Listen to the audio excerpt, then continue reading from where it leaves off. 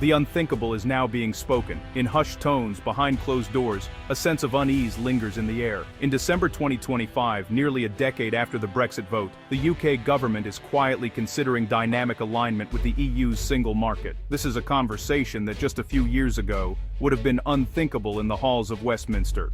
This isn't a return to the EU, but it's a dramatic shift, a tacit admission that Brexit hasn't delivered on its bold promises. The idea of regaining control now seems more complicated than ever. The bravado of 2016 has faded, replaced by a weary realism. The slogans that once filled the streets now seem like echoes from another era, drowned out by the realities of daily life. Across the country, regret is palpable, not in protests, but in everyday struggles. Higher prices, shuttered shops, and endless paperwork have become the new normal for many families and businesses. The debate has moved from abstract sovereignty to daily hardship. Conversations in cafes and around kitchen tables are no longer about ideals, but about making ends meet. The government's move is a political gamble, born of necessity. Ministers, who once championed Brexit, now face the daunting task of damage control, trying to steady a ship battered by economic storms. The dream of a global Britain feels distant. The reality is economic stagnation and diminished influence. Once bustling financial districts now feel subdued, and investment has slowed to a trickle. The question is no longer, was Brexit a success, but was it a historic mistake? Public opinion has shifted, with more people openly questioning the wisdom of the past decade. The government's willingness to surrender regulatory freedom is the ultimate irony. The very autonomy that was promised is now being traded for economic survival. Brexit was meant to free the UK from Brussels, but now the gravitational pull of the EU is stronger than ever. The UK finds itself orbiting the EU, unable to escape its influence. Dynamic alignment means following EU rules, without a seat at the table. Decisions that affect millions in Britain are now made elsewhere, with little British input. It's a humbling prospect, exposing the fantasy of total independence. The illusion of sovereignty has given way to the reality of interdependence in a globalized world. The UK is forced to confront its diminished power and the harsh realities of geography and trade. The world has moved on, and Britain must now adapt or risk falling further behind. The Brexit project, once a rallying cry, now feels like a costly divorce. The sense of national pride has been replaced by a collective sense of loss and uncertainty. The nation is waking up to the consequences. Each headline, each conversation, is a reminder of what's been lost and what's at stake. The hangover is real. Economic pain, social division, and a sense of disillusionment that cuts across generations. And a loss of global standing. Britain's voice on the world stage is quieter, its influence diminished. The end of this chapter is not triumphant, but sobering. The reckoning has begun, and the nation must now face the long road to recovery, learning from the past as it charts a new course forward. Cast your mind back, if you can, to a time that feels both recent and impossibly distant, to the summer of 2016, when the air was thick with anticipation and uncertainty. The country was split by a single seismic question, in or out. It was a debate that reached every corner of the nation.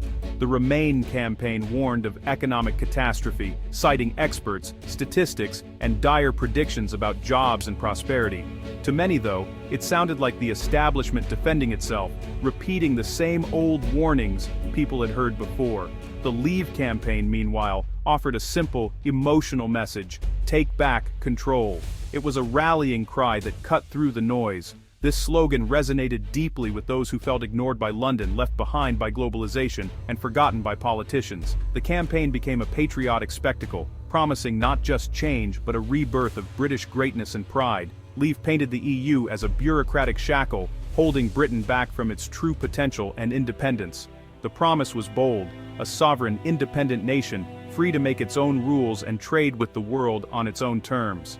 The atmosphere was electric, almost feverish, a rebellion against the powerful, a demand to be heard.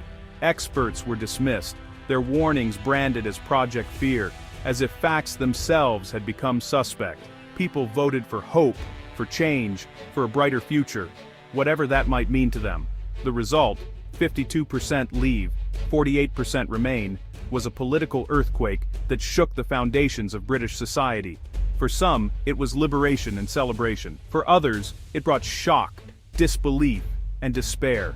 The vote didn't settle the argument, instead it deepened divisions, sparking debates that would last for years. Families, workplaces, and entire communities were split, sometimes painfully so.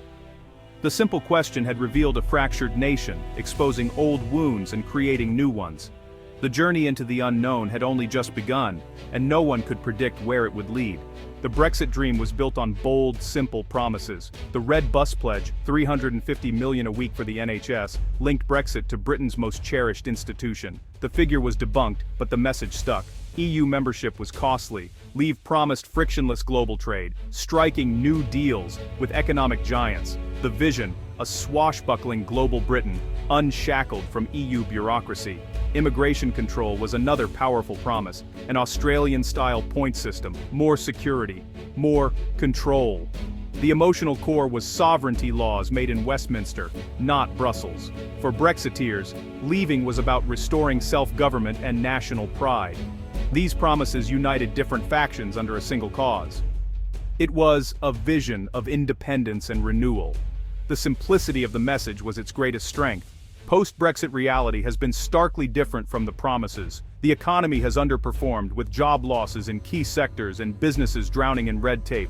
Small firms have stopped exporting to the EU. Costs and delays have soared. Food prices have risen, hitting families hard.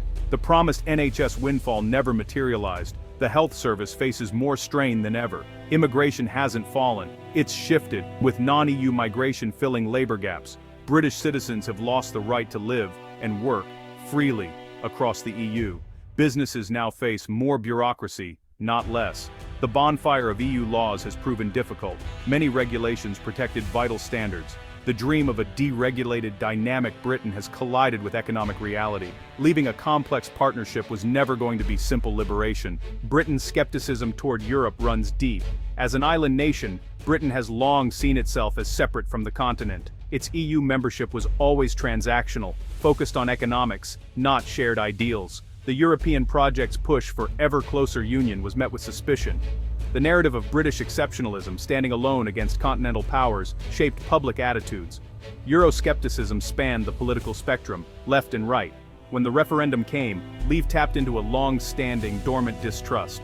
The Brexit debate was won with slogans, not statistics. Take Back Control was a masterstroke, simple, flexible, and emotionally charged. It meant different things to different people, uniting diverse grievances. Remain Stronger, lacked emotional punch and was easily dismissed as Project Fear. Years of Eurosceptic headlines primed the public to distrust the EU. Myths and caricatures of Brussels bureaucracy flourished. The media turned the referendum into a political soap opera, focusing on personalities over policy.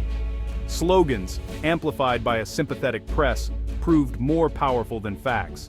The EU became a faceless monster of red tape in the public imagination. In the end, the kingdom was shaped by powerful phrases, not policy papers. After 2016, it became clear there was no single Brexit. Leave voters wanted different, often contradictory things: economic stability or total sovereignty. The final deal was a hard Brexit, out of the single market and customs union. To avoid a hard Irish border, Northern Ireland stayed aligned with the EU for goods, creating a new trade border in the Irish Sea. This compromise satisfied almost no one. Hard Brexiteers hated the Irish Sea border. Remainers mourned lost EU ties. Businesses faced new checks and paperwork. Fishermen lost access to markets. The deal was a messy fudge, pleasing neither side.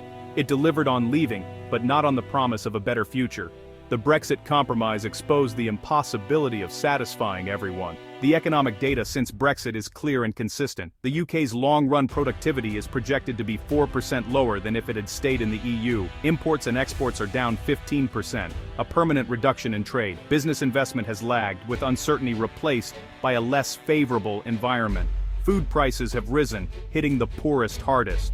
The UK's trade intensity has dropped more than other G7 countries. New trade deals have had negligible impact compared to the loss of EU market access. The price of sovereignty has been slower growth, lower investment, and squeezed living standards. The numbers aren't just statistics, they're felt in everyday life. Brexit's economic cost is now undeniable. The national conversation about Brexit is shifting, evolving from its initial fervor to a more nuanced dialogue. Defiant pride, once a hallmark of the Brexit movement, has given way to a more sober pragmatism, reflecting the changing public sentiment. The debate is now centered around economic security and stability, rather than abstract notions of sovereignty and independence. People are seeking concrete answers for high prices, struggling businesses, and strained public services that affect daily life. Regret, the feeling of regret over Brexit, is now mainstream. Most Britons believe leaving the EU was a mistake, a sentiment growing stronger. There's no immediate rush to rejoin the EU, but the foundational assumptions of Brexit are being questioned more than ever. The idea that leaving would bring prosperity has been tested and found wanting as economic challenges persist. Political language is softening. The focus is on fixing the deal, not reversing Brexit, indicating a shift in strategy. Dynamic alignment is a tacit admission that the hard Brexit model isn't working as intended, prompting re-evaluation. The focus is shifting from divergence to practical alignment with Europe, seeking mutual benefits and cooperation. Rejoining the EU would be difficult, but the conversation itself marks a profound shift in public and political discourse. The UK is humbled, forced to weigh sovereignty against prosperity, as citizens and leaders alike reassess priorities. The Brexit debate isn't over, it's entering a new phase, one that demands careful consideration and thoughtful action.